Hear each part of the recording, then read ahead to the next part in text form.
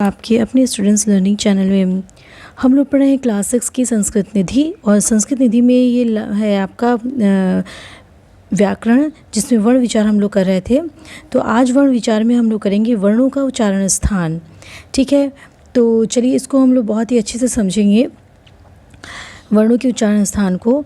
कि देखिए अ, आ, क, ख, ग, घ, अंग, ह और विसर्ग, ये इसे जो है हम कंठ से उच्चारित करते हैं।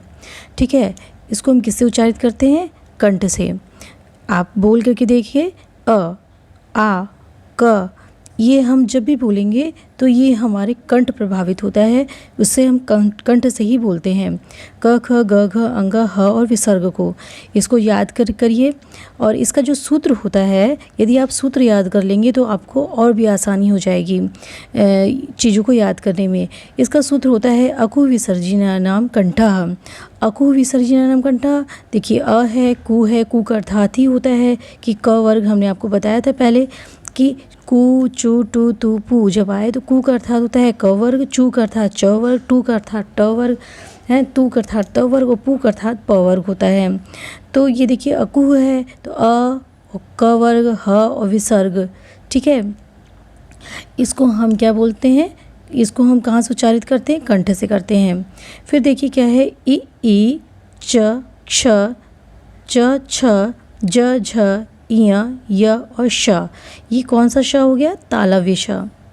इस तालव्य श को हम तालु से उच्चारित करते हैं। कहाँ से? देखिए जब आप इसको बोलेंगे तो आपकी तालु जो है जाकर के लड़ती है। ई, च, छ, ज, झ, इय, य और श, इसमें आपकी तालु लड़ती है ऊपर। तो आप इसको जो है एक बार उच्चारित करेंगे तभी आप समझ पाएंगे। और इसका जो सूत्र होता है वो है इचु यशानाम तालुहु।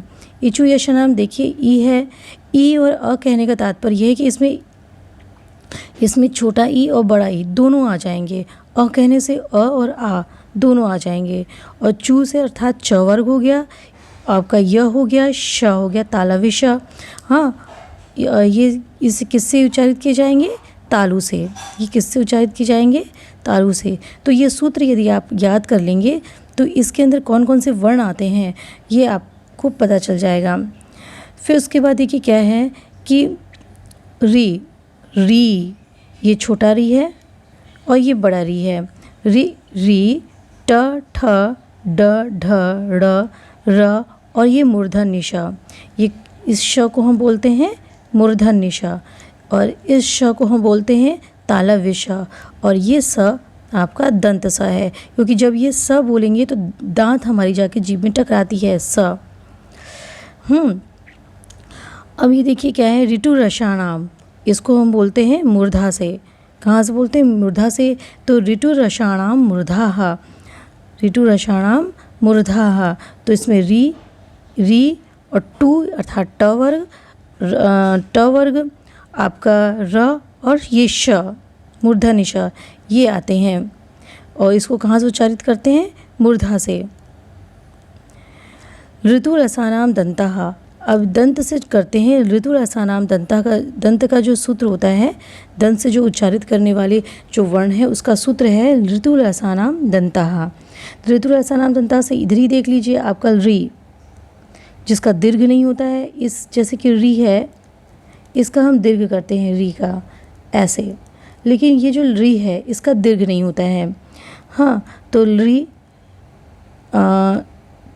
तू लसानाम दंता, तो तू से अर्थात त वर्ग, ल और स या दंत स, इतने वर्ण जो हैं वो दंत से उच्चारित किए जाते हैं। तो ऋतु रसानाम दंता री, त, थ, द, ध, न, ल और स। और फिर ओष्ठ से उच्चारित करने वाले जो वर्ण है वो है उपपद्यमानीय नाम ओष्ठौ। उपपद्यमानीय नाम ओष्ठौ अर्थात उ और बड़ा उ, प वर्ग और क्या हो जाएंगे आपके? उ और प वर्ग आपके, ये क्या हो जाएंगे आपके? कहाँ से उच्चारित होंगे? ओष्ठ से। ये आपके उच्चारित होंगे ओष्ठ से। फिर ये देखिए क्या है, ए ए ऐ ओ औ, ये जो है संयुक्त स्वर है, आप पढ़ चुके हैं पहले। ए ऐ ओ औ कौन सा स्वर है? संयुक्त स्वर है। अब ए ऐ और ओ औ इसको कैसे उच्चारित करते हैं? तो ए और ऐ को उच्चारित करते हैं कंठ और तालु से। जब ए और ऐ बोलेंगे तो हमारे कंठ और तालु दोनों का प्रयोग होता है।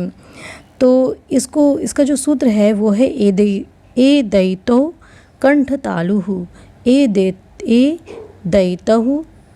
दैतौ कंठ तालुहु। ठीक, इसमें ए ऐ दोनों वर्ण आते हैं। उसी तरह से ओ औ का उच्चारण जो करते हैं वो कंठोष्ठ से करते हैं। ओ और औ का जो उच्चारण करेंगे वो कंठ और ओष्ठ दोनों लगेगा इसमें। तो ओ दौतो कंठोष्ठः, ठीक है, ओ दौतो कंठोष्ठम। तो इसका सूत्र हो गया ओ दौतो कंठोष्ठम और ए देतौ कंठतालु।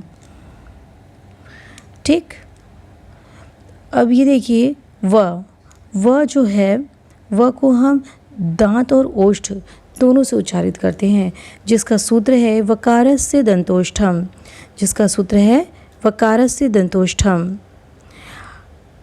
ये सूत्र आपको याद करना बहुत ज़रूरी है। आपकी बुक में नहीं दिया है, स्पेशली हमने लिखा है कि यदि आप याद कर लेते हैं तो आपको ये वर्ण याद करने में आसानी होगी।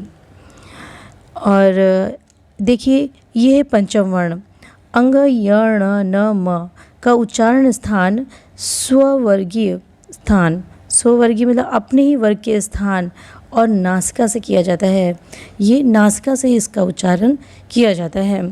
तो नासिका से उच्चारण करने का मतलब यह है कि जैसे हम बोलते हैं कि अंग य ण न और म, जब भी हम बोलेंगे तो इसका उच्चारण जब हम करेंगे तो इसका उपयोग जो हो वो उच्चारण नासिका से होगा, नाक के द्वारा होगा। तो इसका जो सूत्र है वो है मंगणानाम नासिका, मंगणानाम नासिका, मंगण न। ठीक है, अब इसी में आपका इ भी आ जाता है। जब हम बोलते हैं उच्चारित करते हैं तो इ भी आ जा रहा है ना। अमंगणानाम नासिका च, नासिका च। तो ये रहा आपका उच्चारण स्थान, वर्णों का उच्चारण स्थान, जिसको आपको याद करना पड़ेगा। और क्योंकि जब हम कह तो देते हैं ये कंठ से बोले जाते हैं, ये तालु से, ये मूर्धा से, लेकिन इसको अभ्यास करना कि हाँ ये वाकई में कंठ से बोला जा रहा है, ये थोड़ा सा मुश्किल हो जाता है। तो आप इस वर्ण को याद कर लीजिए और याद करने के बाद इन सूत्रों को याद करिए, ताकि जो है आपको ये वर्ण याद करने में बहुत ही आसानी होगा। और ये सूत्र आगे की क्लासेस में आपके लिए बहुत ही महत्वपूर्ण होंगे। तो मिलते हैं अगले वीडियो में आपके माहेश्वर सूत्र के साथ में। माहेश्वर सूत्र बहुत ही महत्वपूर्ण है। जैसे कि किसी भी भाषा का आधार वर्णमाला होती है, तो वैसे ही संस्कृत का आधार जो है वो माहेश्वर सूत्र है। ठीक है, तो मिलते हैं अगले वीडियो में माहेश्वर सूत्र के साथ में। तब तक के लिए नमस्कार।